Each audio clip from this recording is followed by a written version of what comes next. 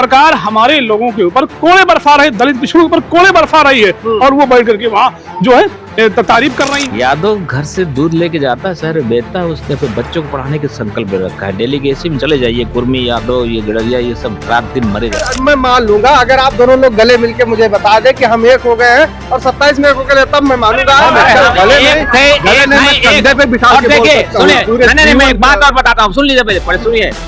मेरी एकता की वजह से मनोज पांडे जैसे लोग विधायक बने। बेटा मेरे घर खाता, हमारा बेटा उनके घर खाता, तो किस बात की छुआछूत, किस बात की जातपाती? मैं पासी हूँ, यादव, मौर्य, अहिर, मुराई, कुर्मी, काची सब एक समान है। सर आपका बिंदे फ्री पाफी, आप दलित समाज से हैं। पार्टी के ऊंचे हार ब्लॉक अध्यक्ष। हम लोग पहले बसपा में थे और बसपा से हट गए। जब बसपा में जब मनोज कांफीराम साहब नहीं रहे तो उनकी विचारधारा वहाँ खत्म हो गई। समाजवादी में आए और समाजवादी में हम लोग मीडिया नहीं आ पाए, जैसे आप जैसे लोग पत्रकार यहाँ नहीं आ पाए, हम लोग हर साल मनाते हैं। अच्छा, अभी आपने कहा कि मान लीजिए बसपा का जो राजनीतिक कलिए इस तरीके की विचारधारा थी, क्यों खत्म हो गई? वो आप तो मायावती जी तो अभी भी है ना। मायावती जी को मिशन नहीं है, उनको कुर्सी का प्रलोभन था। अगर मिशन होता तो आप बताइए, जब कांफीराम साहब जिंदा थे तब वो हर समाज के नेता बनाए थे। पीडीए के 85% का उनका नारा था साहब का, और 85% के हर समाज के नेता थे। और ये जो है मायावती जब से आई बसपा में, जब सक्रिय हुई तब से इन्होंने सारे नेताओं को अपने के आगे सबको निकालते चले गए। बचा कौन? बचा है केवल एक आदमी केवल बचा है, वो मनवादी आदमी, जिस मनवाद मायावती जी कहते थी। आज किसी भाषण में आप मनवाद शब्द देखते हैं? आपका मिश्रा सतीश चंद्र मिश्रा जी की तरफ से आ रहा है। वही हम कह रहे हैं। आप देखिए, जब 2007 से 12 तक सरकार में थे, आप पता लगा लीजिएगा लखनऊ की पश्चिम साइड उनका कितना बड़ा हॉस्पिटल है। कम से कम वही 4 किलोमीटर 3 किलोमीटर में हॉस्पिटल होगा। तो सतीश मिश्रा ने पार्टी और मिशन दोनों को बर्बाद किया। लेकिन एक आरोप लगता है कि समाजवादी पार्टी भी तो कभी बहुजन महापुरुषों की सम्मान नहीं किया। नहीं, हम आपको बताते हैं। जब ये गठबंधन 92 में टूटा था, जब गठबंधन टूट रहा था, तो उस समय भी नेताजी ने बड़ी कोशिश किया।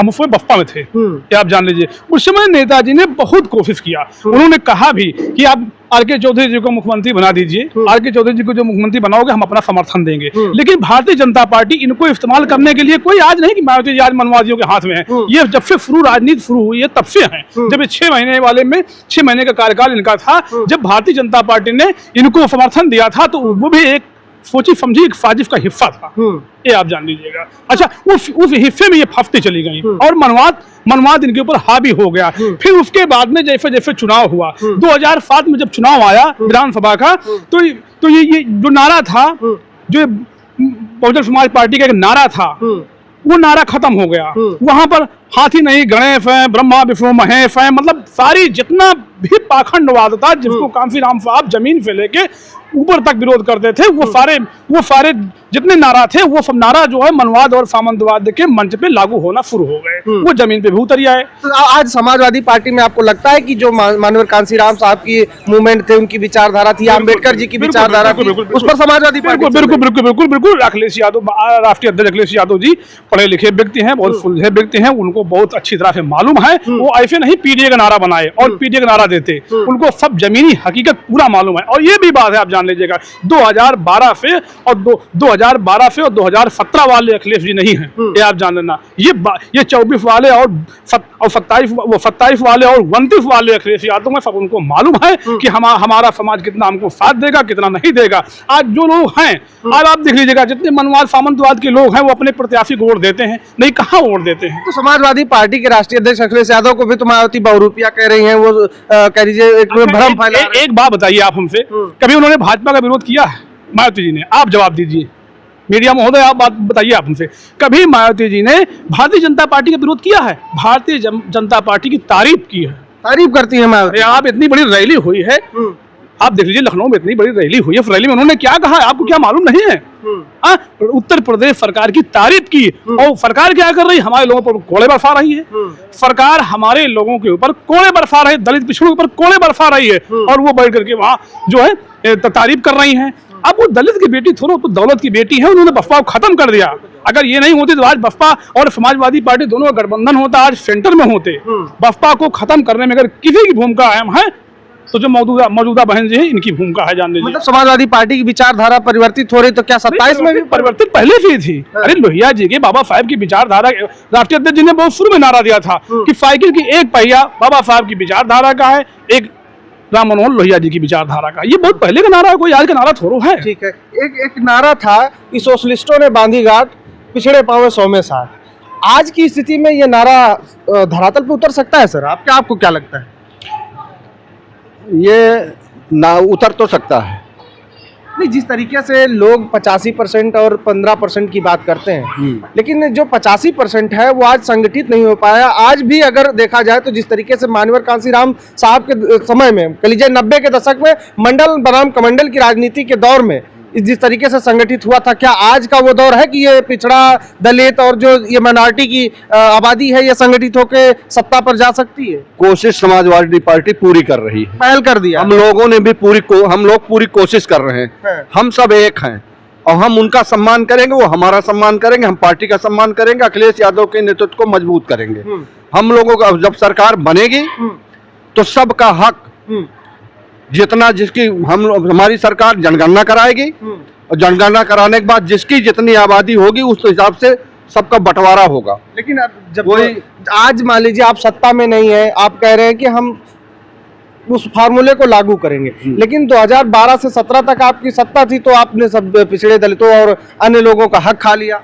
कौन सा हम लोगों ने कौन सा हक खाया? 86 में 56 क्या नहीं दिए? 86 में 56 कभी इस बात को भारतीय जनता पार्टी का सरकार साबित कर पाई है? वो तो मांग रहे हैं, हमारे मुख्यमंत्री जी मांगते हैं वहाँ कि आप हमको विधानसभा में पूरा बयान दीजिए, आइए पूरा लेकर। ना 86 भर्ती ही नहीं हुई, 86 भर्ती नहीं हुई। मेरी तरफ आइए, मैं बताता हूँ। जी। असल में ये जो एग्जाम्पल दिया जाता है, मैं आपको इलाहाबाद ले चलना चाहता हूँ, आपको डेलीगेसी में ले चलना चाहता हूँ, आपको तमाम हॉस्टल्स में ले चलना चाहता हूँ और जहाँ लोग रह रहे हैं। मैं एक चीज़ जानना चाहता हूँ कि जो ये एलिगेशन है, ये जिन लोगों ने लगाया है कि यादव चले गए, मान लो चले गए, उनके कहने से चले गए, मैं मान लेता हूँ उनकी बात, तो वो मेरे साथ एक बार चलकर इलाहाबाद के डेलीगेसी में घूम लें, है ना। यादव घर से दूध लेके जाता है, शहर बेचता है, उसने अपने बच्चों को पढ़ाने के संकल्प ले रखा है। डेलीगेसी में चले जाइए, कुर्मी यादव, ये गडरिया, ये सब रात दिन मरे जा रहे हैं। मेरिट के नाम पर जो शोषण हमारा हो रहा है, इंटरव्यू में जो नंबर काटे जा रहे हैं, ये बंद कर दिए तो आप 86 करा रहे हो। हम कह रहे हैं 100 में 200 पहुंच जाएंगे, उनकी हालत खराब कर देंगे। वो अभी है कहाँ? हमें छांटे नहीं, हमें रोके नहीं, अपने वो जो अंगूठा काटने वाले हैं हटा लें। एक सबसे बड़ा आरोप और भी लगता है कि तो तब पता चलेगा कि वो जो आरोप है वो सही है कि गलत है। अच्छा, जो ऐसी कोई बात नहीं है। अभी इस बार के रिजल्ट का एग्जाम्पल आप देख लीजिए या हर बार का रिजल्ट देख लीजिए, हम कहीं पीछे नहीं हैं। अब उनको हम देखते इसलिए ज्यादा है कि गलती से उन्हें ये लगता है कि ये वहां नहीं पहुंचने चाहिए, हमको पहुंचना चाहिए, ये पहुंच जा रहे हैं। हमें 4 ही हमारे पहुंचते हैं तो उनको बड़ा भारी लगता है, हर सीट पे वो बैठ जा रहे हैं जबरदस्ती। ये लेटरल एंट्री पैदा किया उन्होंने, क्यों पैदा किया? मैं कहता हूँ किसान जो गांव को सबसे अच्छा धान गेहूं पैदा करता है उसको बना दो आईएएस। बनाएंगे आप? आपके आधार पर चलेगा? ये आईएएस संस्था बनी ऐसी जो पूरी दुनिया की क्रीम छन कर जाती थी और देश के निर्माण में लगती थी। आप तो गजब की हिसाब किताब, आपके हिसाब से जो, जैसे आपने पहले बता दिया कि ये फला जात का है नीच है, फला जात का ऊंच है, ये इस लायक ही नहीं हो सकता, वही आप फिर कर रहे हो लेटरल एंट्री ला करके।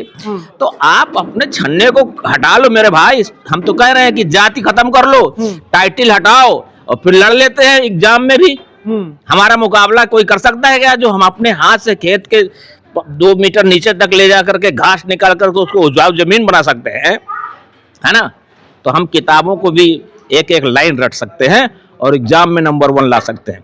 द्रोणाचार्य को हटवाइए, इसके बाद तुम्हें पता चलेगा कौन मेरिटधारी है और कौन नॉन मेरिटधारी है। ईडब्ल्यूएस ला करके आप जबरदस्ती बैठ गए, ठीक है, आपको मतलब आपकी आमदनी कम थी और आप ईडब्ल्यूडी पर गए, और जब आपको मेडिकल में पीजी करना है तो 5 करोड़ देकर के आप पीजी की सीट खरीद रहे। कौन से गरीब हो भाई तुम?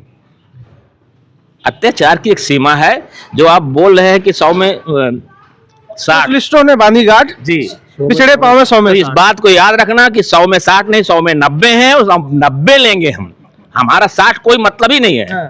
अगर हम 90 लायक है तो 90 लेंगे, तुम 60 में तुम 10 पकड़ो, 15 तुम्हारी स्थिति है, तुम 15 से ऊपर नहीं जा सकते हो, वहीं बैठो। तो उसके लिए तो संगठित होना जरूरी है। कहाँ संगठित है? इसीलिए पीटीए का नारा है, इसीलिए 85% जितनी बार आप तोड़ोगे उतना ही हम और ऑक्टोपस बन करके तुम्हारे सामने खड़े होंगे, और आज नहीं तो कल इस हक को लेकर रहेंगे। ये पीडीए है, आज पीडीए की लड़ाई लड़ी जा रही है, कल दूसरा नारा देना पड़ेगा तो दूसरा नारा देंगे। 27 में सरकार बन जाएगी फिर वैसे ही हो बिल्कुल नहीं, हमारी सरकार बनेगी, वो सरकार बनना ना भूल जाएं।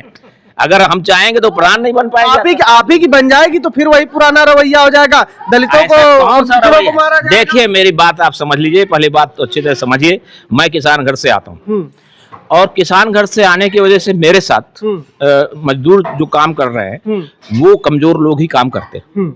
और जब चाहे किसी भी जगह की फैक्ट्री हो, चाहे किसान हो, या सब मजदूरों के साथ जब काम कराता है तो एकदम भाईचारे से नहीं जा सकता है, उसको कुछ आदेश देगा, बिल्कुल है ना। और उसमें थोड़ी बहुत टुनफुस हो सकती है। उस टुनफुस में लोग जो है उसका नाजायज फायदा उठा करके अभियान चला देते हैं, है ना। तो लगता है कि एफआईआर ज्यादा दर्ज हो गई, नॉर्मल जो रोज लतियाते हैं उस पे तो एफआईआर नहीं दर्ज हो रही। आज की स्थिति पीडीए की धरातल पे क्या है? आज पीडीए बहुत विस्तार कर चुका है और पीडीए में हर जाति का आदमी जुड़ चुका है। मैं तो यह भी कहता हूं कि जो सच्चे गरीब अगड़ी जातियों के लोग हैं और जिनके बच्चों का हक मेरे साथ ही छीना चाह रहा है, मैं तो बता रहा हूँ लेटरल एंट्री में क्या वो सवर्ण के बच्चे नहीं छिन जाएंगे? वो 20 साल से लगे हुए और आईएएस के कदम तक जब पहुंचते हैं तब तक लेटरल एंट्री से 400 आदमी आप भर देते हैं, तो क्या वो नहीं मरेंगे? आप यादव जी होंगे तभी तो। मैं कुर्मी जी हूँ भाई, मैं यादव जी नहीं, मैं सत्यवत साहू जी का वंशज और शिवाजी की तलवार वाले में उससे आता हूँ मैं। ये तो कुर्मी जी यादव जी की कैसे एक हो सकती है? कुर्मी यादव तो वैसे ही आपका हक यादव खा गए आपको? श्रीमान जी किसने बता दिया आपसे? ये तो हमारे मामा के बेटे हैं। मामा के बेटे? शिवाजी की माँ कौन थी ये भूल गए अपना रिश्ता, मैं अपना रिश्ता नहीं भूला, तो हम अपने भाई को गले लगाएं तो बड़ा बुरा है। अच्छा आप भूल गए थे आप, लेकिन अब दिख तो रहा है हम कभी भूले नहीं हैं, हम पहले भी एक रहे, आज ही भी एक है। इसलिए अच्छा अगर मैं मान लूंगा, अगर आप दोनों लोग गले मिलके मुझे बता दे कि हम एक हो गए हैं और 27 में एक हो गए, तब मैं मानूंगा। गले पे बिठा के देखिए, सुनिए मैं एक बात और बताता हूँ, सुन लीजिए पहले सुनिए। मेरी एकता की वजह से मनोज पांडे जैसे लोग विधायक बन पाए, ये मैं हूँ और ये हैं। उन्होंने तो ललकार दिया है। अरे उनकी ललकार, मैं खुद इस चीज का गवाह हूं। मैं यादव की बात को नहीं मानते हुए समाजवादी पार्टी के टिकट के कारण उसको दोबारा जिताने आया था। तीसरी बार मैं अपने भाई के लिए आया था, किंतु दुर्भाग्य था कि दूसरा एक दही का मूसर पटक गया और इनका मामला बिगड़ा नहीं। हम ऐसे लोगों को जैसे लाते हैं वैसे ही बाहर कर देते हैं, यही काम हमारा। हमारी सत्ता कभी नहीं रही, समझ रहे हैं, पर इस तरह के दम्भकारी लोगों का दमन करना। मैं चित्रकूट से पीडीए एक हो गया। यस पीडीए आप क्या कहेंगे पीडीए को लेकर? पीडीए तो लोग तो ये कह रहे हैं कि ये पीडीए जो है वो जुमला है बस 27 तक। ये जुमला नहीं है, पीडीए मजबूत स्तंभ की तरह खड़ा है। क्या नाम है आपका? केशव कुमार यादव। यादव जी है तो यादव जी तो कहेंगे पीडीए मजबूत नहीं। आपका क्या नाम है? मैं सुरेश कुमार पासी, ब्लॉक अध्यक्ष जी कहे तो हम माने। दीनसा डौरा। देखो पीडीए हमारा मजबूत है, पीडीए को जगाने वाला हक कोई नहीं था। कोई कहता था तुम पासी हो, कोई कहे चमार हो, तुम अहिर मुराई कुर्मी बांट के रखा था। आज मालूम हुआ कि पीडीए है क्या। पीडीए का मतलब एक परिवार के हम समुदाय हैं, ठीक है। जब तक शिक्षा हमारी नहीं थी तब तक हम लोग चमार पासी के रूप में घूमते थे। जिस वक्त से माननीय मुलायम सिंह की सरकार आई, हम लोगों को पढ़ने का बराबरी हक मिला, हमारे बच्चे पढ़ लिख के योग हुए। न छुआ है न छूत है, यादव का बेटा मेरे घर खाता, हमारा बेटा उनके घर खाता, तो किस बात के लिए छुआछूत, किस बात के लिए जात बाती? मैं पासी हूँ, यादव मौर्य अहिर मुराई कुर्मी काची सब एक समान है। और अब की 27 में अखिलेश यादव सरकार बनने जा रही, बीजेपी का सत्यानाश हो रहा। और जिस तरह से आज ये विधायक मौजूदा कहता है कि जिसकी मां ने दूध पिलाया मेरे सामने जीत के दिखाए, अगर उसकी मां ने दूध पिलाया है इस्तीफा देकर लड़के देखे, देखता उसकी मां ने दूध पिलाया कि हमारी मां ने। सुनिए 27 में अगर सपा सरकार बनेगी, आप ही एक गमछा फेंक के भागेंगे कि हमको यादव जी मार रहे हैं? नहीं, ये हमारा यादव कभी ऐसा नहीं किया, खाली बदनाम करते हैं बीजेपी वाले। आज लोग कहते हैं इतने टन हमारे गैस सिलेंडर खाड़ी में घुसे हैं, आज महिलाएं बुढ़िया मर रही भूखे प्यासे। देखो जाए एजेंसी में उनको गैस नहीं मिल रही, कहाँ गई गैस? योगी ले गया, योगी जी कह रहे गैस की कमी नहीं, हम आते हैं। अरे योगी झूठ बोलता है हरदम, जितना पेपर है वो सब झूठ बोलता। कहता है हत्या बलात्कार बंद, मैं कहता हूँ दिन देखो हत्या बलात्कार इतने ज्यादा हो गए हैं कि जितने सरकार में हो उतने सरकार हमारे सभा में कभी नहीं हुए। ठीक है।